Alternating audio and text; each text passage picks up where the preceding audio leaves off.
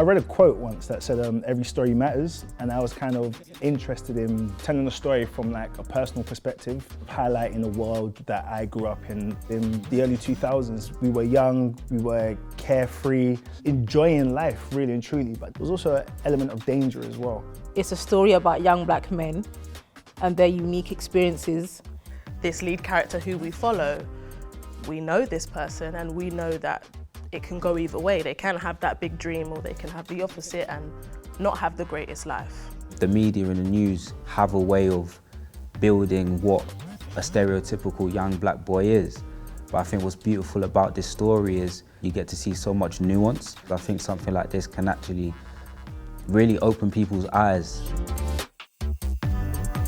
As a director, as a woman and as a black woman, I listen. That's my job in this space. My job is to listen sometimes, oftentimes, so I can help us paint a picture.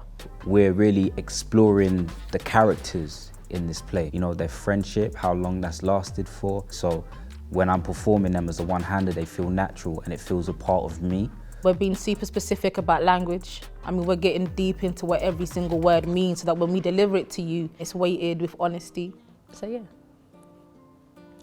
Do you need cutaways of my nails? Because they're nice. When I first met you here today, I was like, oh, nails are nice. I'll just act casual.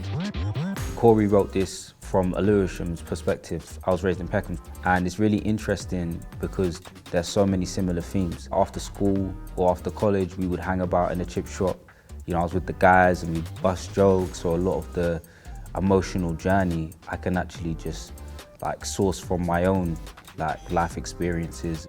We are cooking together. I don't know if you guys know that experience of having your friends or you're having your family come round or you go into your nan's house and cooking with them. There's something that happens there when people cook together. And I love how music and food intersect in such a gorgeous way in the telling of this story.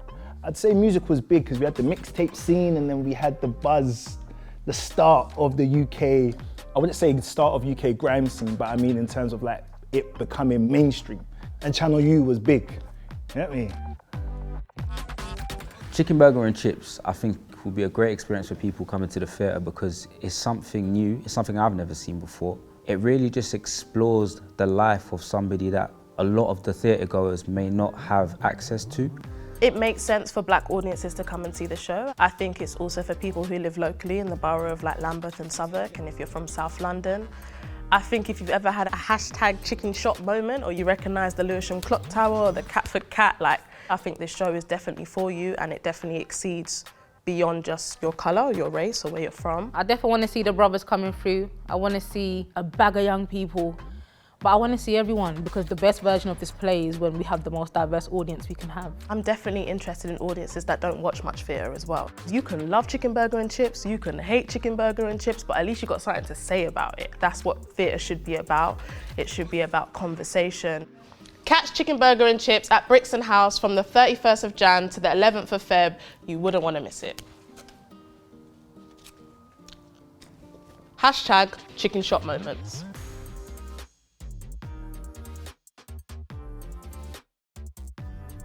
Chicken burger and chips in 3 words.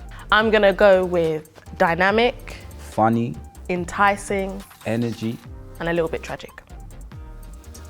Black boy joy. My final word would be versatility.